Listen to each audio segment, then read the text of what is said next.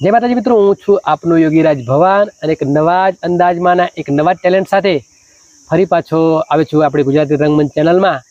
તો મારા તમામ દર્શક મિત્રોને જય માતાજી, જય ગુરુદેવ, જય ગુરુ મહારાજ.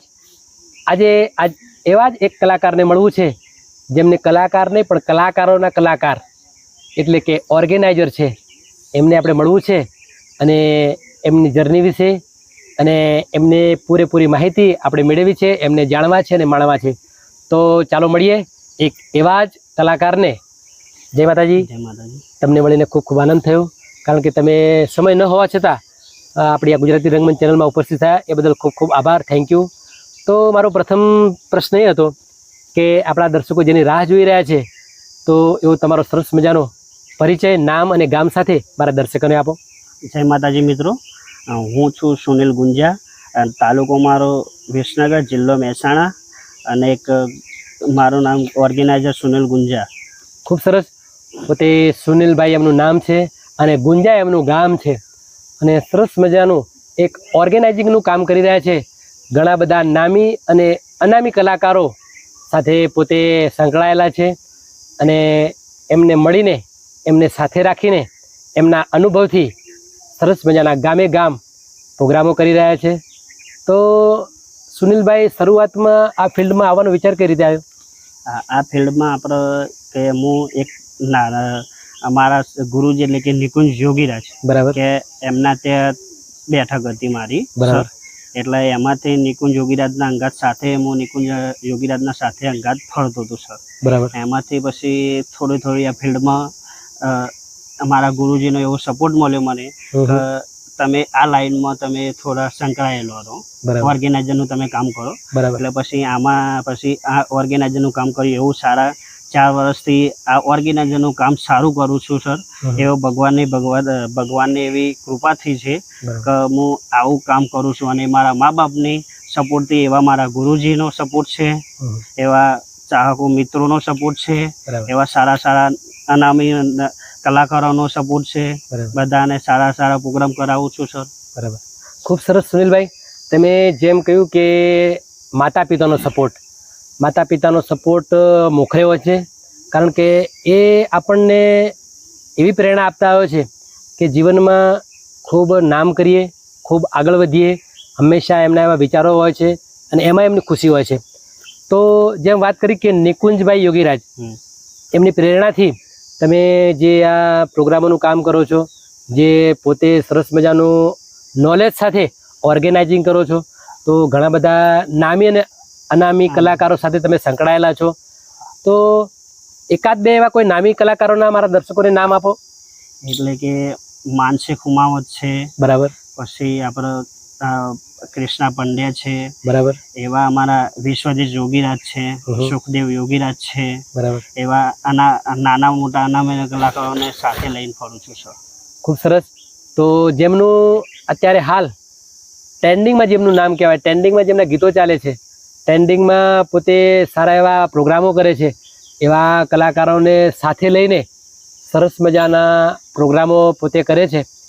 તો પ્રોગ્રામો સાથે સાથે તમને આજે મેં મારે ચેનલમાં બોલાવ્યા છે, તો કેવું લાગે છે તમને આ ચેનલમાં આવીને? સારું લાગે છે સર. બરાબર. તો ખરેખર, કારણ કે તમે અમારી ચેનલમાં આવ્યા એટલે અમને પણ આનંદ થયો છે અને તમારી જોડે વાતો કરવામાં ખરેખર મજા આવી આજે. તો મારો બીજો પ્રશ્ન એવો હતો કે તમે પોતે જ્યારે કોઈ પણ પ્રોગ્રામ એટેન્ડ કરો અથવા કોઈ તમે ડેટ ફિક્સ કરો, તો સામે વ્યક્તિ જે કલાકારો માગે એ લોકોને તમે એ કલાકારો આપો છો કે તમારા કોઈ હોય ફિક્સ કલાકારો એ આપો છો? ના, જે કલાકારો હોય ને, જે માગે ને એ કલાકાર સર આપું છું હું. બરાબર. એમ કે આપણે માનસી ખુમાવતનો જોવે છે, બરાબર, તો માનસી ખુમાવતનો પછી કહેવું પડે, લખાવી પડે ડેટ. બરાબર. પછી એવા કે અમારે કૃષ્ણાબેનને લખાવી પડે. પછી એવું હોય તો પછી વિશ્વજીત યોગીરાજને અમુક તારીખો લખાવી પડે. બરાબર. એ રીતે આપણે તારીખો લખાવતા હોય સર. ચોઈસ એમના ઉપર હોય કે ચોઈસ કે આ કલાકાર જોઈએ છે એમાં, એટલે એ રીતે આપણે સંતોષવાર પ્રોગ્રામ કરી આપીએ છીએ સર. ખૂબ સરસ સુનિલભાઈ. કારણ કે ઓર્ગેનાઇઝિંગ કરવું એ ખૂબ હાર્ડ વર્ક છે, કારણ કે એમાં ઘણા બધા લોકો સાથે, જેમ કે રિધમિસ્ટ હોય, કોઈ સિંગર હોય, કોઈ સાઉન્ડ હોય કે પછી એમાં તમારે અલગ અલગ ગાડી ફિક્સ કરવી પડતી હોય છે રિધમ માટે, સાઉન્ડ માટે, સિંગરો માટે, તો એમ કે ઘણી બધી તકલીફો પડતી હોય છે એમાં. એ તકલીફો સાથે આજે તમે આટલું બધું મેનેજમેન્ટ કરો છો, આટલું બધું આયોજન કરો છો, તો ઘણીવાર તો મુસીબત પડતી હશે એમ. મુસીબત પડે. તો એવું કોઈ વાર બનેલું કે કોઈ જગ્યાએ કોઈ પ્રોગ્રામ તમે ફિક્સ કર્યો, એમાં યા તો રિધમિસ્ટ લેટ પડી ગયા, અથવા તો કોઈ સિંગરને કોઈ પ્રોબ્લેમ થયો, અથવા સાઉન્ડનો કંઈ પ્રોબ્લેમ બન્યો હોય અને કોઈ એવો પ્રસંગ બન્યો હોય, કોઈ યાદ કરું? એવું સર અમુક વખત બની જાય પણ સોલ્વ થઈ જતું હોય સર એમાં. બરાબર. અમુક વખત લેટ પડતા હોય તે અમુક વખત કોઈ પ્રોબ્લેમ બનતું હોય હા, તો કોઈક થઈ આ પ્રોગ્રામનું સેટિંગ આગુ પાછું કરીને થઈ જતું હોય સર એમાં. બરાબર. કે ઘણા બધા તમારા જોડે એવા કોન્ટેક્ટો છે કે એમના થ્રુ આગુ પાછું કરીને કંઈક તમે પોતે સેટલમેન્ટ કરી દેતા હોય છે. એનું નામ જ ઓર્ગેનાઇઝર કહેવાય. કારણ કે એનામાં એટલું ટેલેન્ટ હોવું જોઈએ કે ચલો ભાઈ આ વસ્તુ આપણને અહીંયાથી એની તકલીફ પડી છે તો બીજી કોઈ પણ જગ્યાએ એનું સેટલમેન્ટનું તૈયાર હોય છે. તો એવા કાર્યો સાથે તમે સરસ મજાનું કાર્ય કરો છો. તો કોઈ વાર એવું બન્યું છે કે કોઈ જગ્યાએ તમારો પ્રોગ્રામ તમે આખો ફિક્સ કરી નાખ્યો અને ફિક્સ કર્યા પછી કોઈ એવું ત્યાં અપ્રસંગ બન્યો અથવા કોઈ વાતાવરણના કારણે કોઈ પ્રોગ્રામ એવો બંધ રહ્યો હોય, એવું કોઈ વાર બનેલું તમારું? હા, એવું ઘણી વખત અમુક પ્રોગ્રામમાં એવું બનતું હોય સર. બરાબર. અમુક પ્રોગ્રામમાં એવું થતું હોય કે કોઈ પ્રોબ્લેમ એમના કોઈ પ્રોબ્લેમથી કોઈ એક્સપાયર થઈ જાય, કોઈ એવા પ્રોબ્લેમથી પ્રોગ્રામ બંધ રહેતો હોય સર અમુક વાર. બરાબર. તો એ વખતે તમારા જે સિંગરો હોય, તમારું જે સાઉન્ડ હોય, તમારું જે રિધમિસ્ટ હોય, તો એ લોકોને કઈ રીતે કવર કરો છો તમે? એમ એ રીતે કે પછી આપણો જે રોજ રેગ્યુલર જે રિધમનું સાઉન્ડ આવતું હોય ને એમના કહી દઈએ સર કે આ રીતે પ્રોબ્લેમ બનેલો છે, એ રીતે આપણે સેટલમેન્ટ થઈ જતું હોય સર આપણે. બરાબર. હાલે એ લોકો બી સમજે કે ભાઈ ચલો કઈ અણબનાવ બન્યો છે એના માટે આજે આ બંધ રહ્યું છે બધું. કારણ કે બધું ભેળું કરવું અને પછી અચાનક જ આવું બને એટલે થોડું દુઃખ તો થાય જ એમાં. પણ શું એક સંજોગો વસાત આવું બધું બનતું હોય છે એટલે એને આપણે મેન્ટેન કરવું પડે છે. તો સરસ વાત કરી તમે કે તમે પોતાના એક આવડતથી, પોતાના એક ટેલેન્ટથી આવું બધું મેનેજમેન્ટ કરી લો છો. તો એવું બન્યું છે કે ભાઈ તમે ગુજરાત તો ખરું જ, પણ ગુજરાત બહાર કોઈ એવા પ્રોગ્રામો કર્યા હોય? ગુજરાત બહાર પ્રોગ્રામ નથી કરે. બરાબર. કોન્ટેક્ટ અમુક વખત થતા સર. બરાબર. અમુક કોન્ટેક્ટ ઉપરથી આવતું કે ભાઈ અહીંયા પ્રોગ્રામ કરવા છે. પછી અમુક એવી વાતો થતી કે આવજો ને પછી અમુક પાસેથી ફોન આવે કે પછી કે ભાઈ કેન્સલ, મેનેજમેન્ટ થઈ ગયું છે. થઈ ગયું છે. બરાબર. તો હજુ સુધી તમે કોઈ આઉટસ્ટેટ્સમાં કોઈ પ્રોગ્રામ કર્યા નથી? ખૂબ સરસ. અને ગુજરાતમાં તો લગભગ તમને બધા જાણે જ છે.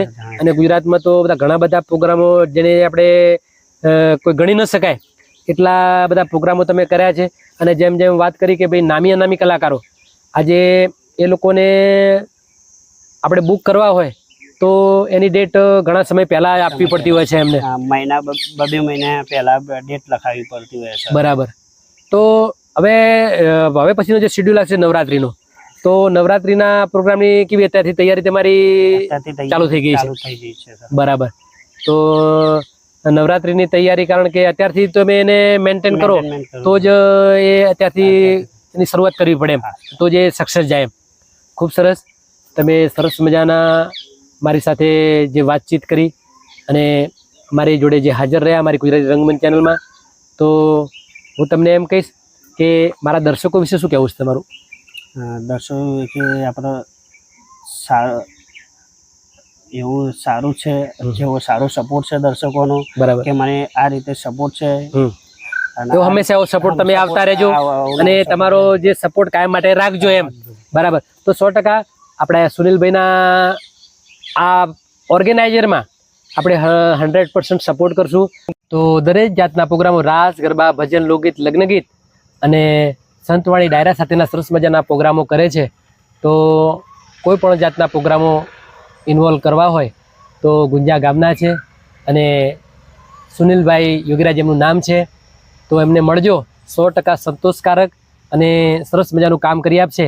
અને મારો નંબર પણ મારા ચેનલમાં મૂકેલો છે, તો મારા દ્વારા પણ તમે પ્રોગ્રામ એમના બુક કરાવી શકો છો. તો મારા દર્શકોને આગળ કહેવાનું કે આ ગુજરાતી રંગમંચ ચેનલને લાઈક કરો, શેર કરો, કોમેન્ટ કરો અને સબસ્ક્રાઈબ કરો ન ભૂલતા, જેથી કરીને આવા સરસ મજાના કલાકારો તમારા સુધી પહોંચાડતો રહું. તો ત્યાં સુધી ભવાન યોગીરાજ અને સુનિલ યોગીરાજના દરેકને જય માતાજી.